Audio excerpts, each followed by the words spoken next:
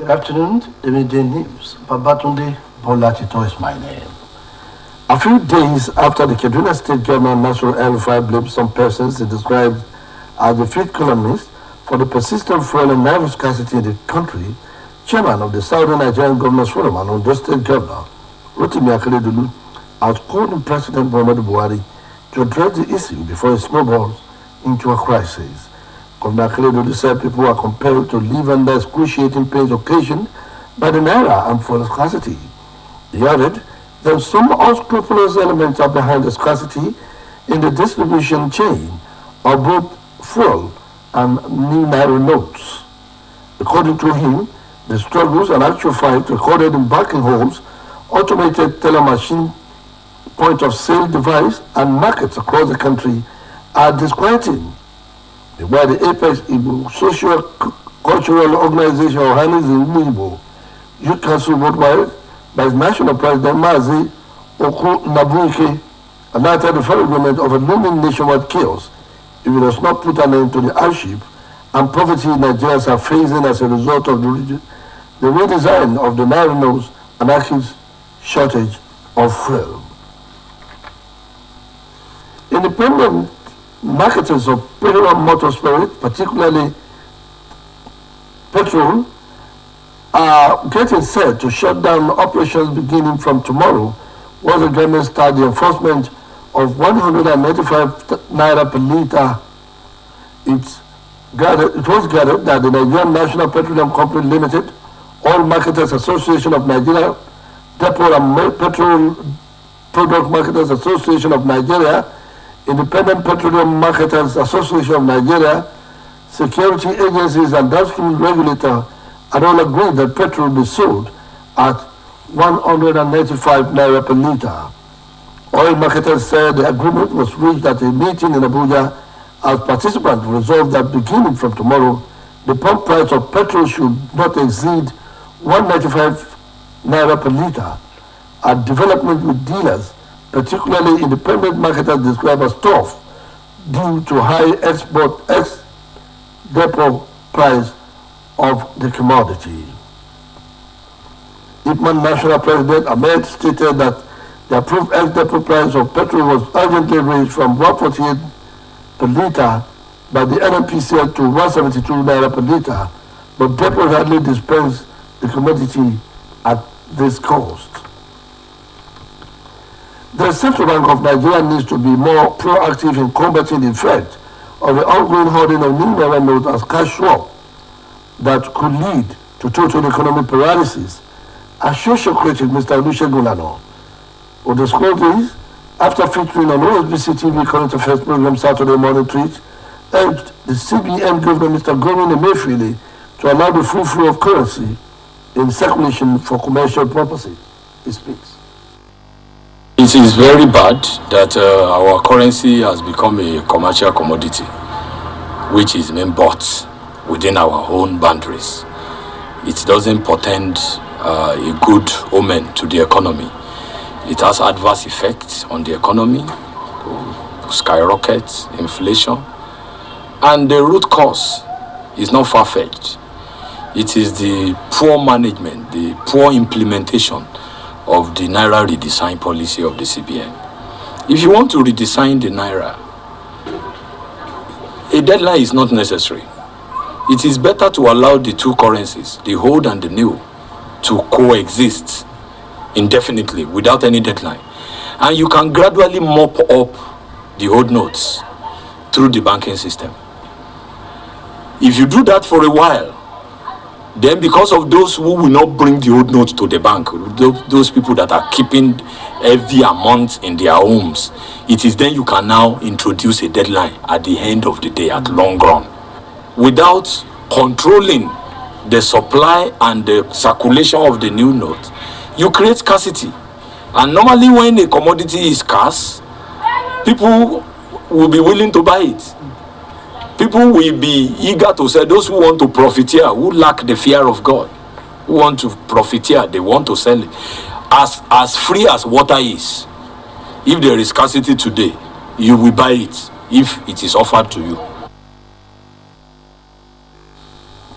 Osun State Governor, Senator Ademola Adeleke today, Senator Ademola Adeleke has paid an unscheduled visit to the governor's office and the government house. Government house correspondent Abdurrahim Adeklekun now completes the story. It was indeed a momentous Saturday when the governor, His Excellency Senator Ademola Adeleke, left home to pay an unscheduled visit to the facilities of the state government, starting with the office of the governor. It was like carnival when the governor arrived into the premises of the governor's office, Bola Ige House, to inspect the level of job done as regards the ongoing renovation work on the building, built about 2 decades ago. On arrival, the top echelon of the civil service in the state, led by the head of service, Mr. Anyonleye Aina, welcomed the governor, who was accompanied by the secretary to the state government, Alhaji Teslim Igbalaye, spokesperson to the governor, Malam Rashid Olawale, Honorable Maruf Ayofe, Barrister Kamal Adeklekun, among others.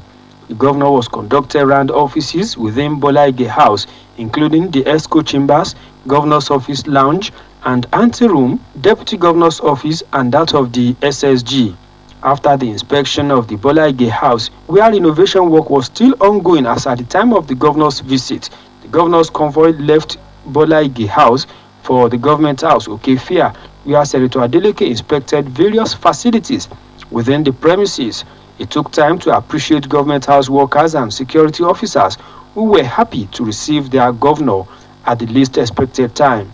Part of the facilities inspected by the governor was the presidential lodge, First Lady's apartments, and government house clinic, among others. Government house, it has been Abdurrahim Adeklekun reporting. Minister of the Federal Capital and Territory, Mohammed Musa Bello, has ordered the arrest of some federal housing authority officials and developer of the 2-story building that collapsed in Abuja. No fewer than 24 persons were trapped in the collapsed building at the 6th Avenue in Gwarimpa Estate. The 3 confirmed dead and 21 rescued. No fewer than 24 persons,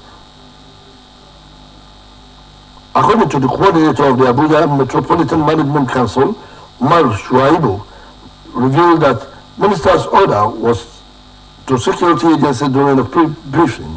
He said the minister issued an arrest warrant for the manslaughter against the developer, the FHA officers overseeing the development, the officer in charge of issuing the development permission, and the engineer supervising the project. Meanwhile, all surrounding structures identified by the Management Council around the neighborhood that require investigation regarding the structural integrity have been sealed off and declared out of band pending a quorum of the integrity test being conducted. And out of sport, over 21 African countries will participate in the inaugural Pan-Africa Scrabble Association President Cup scheduled for August this year at the Orchid Hotel in Lagos. The newly elected president of PANSA, Adekoye Adebeson, said his decision to put together the championship is to create more awareness for the game in Africa. Adebeson said the President Cup will not only attract a huge amount of prize money for participants, it is equally open to Scrabble players from across the world. He stated that over $31,000 has been set aside as prize money for the championship, added a top prize, which is being the Ojufe TV trophy, will attract $5,000.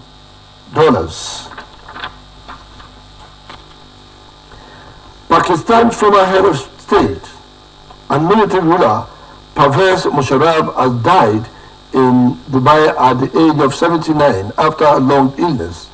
The army source said senior military chiefs expressed heartfelt condolences on sad demise of General Pervez Musharraf. A senior security official says the four-star general died in the hospital in Dubai this morning. General Musharraf seized power in 1999 in a bloodless coup after the then Prime Minister Nawaz Sharif tried to dismiss him as army chief, having appointed him above more senior officers a year earlier. In more than 7 years in office, he oversaw stint of economic growth while dodging at least 3 assassination attempts.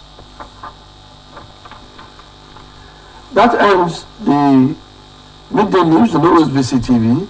Please join us at 5 for evening news. Good afternoon.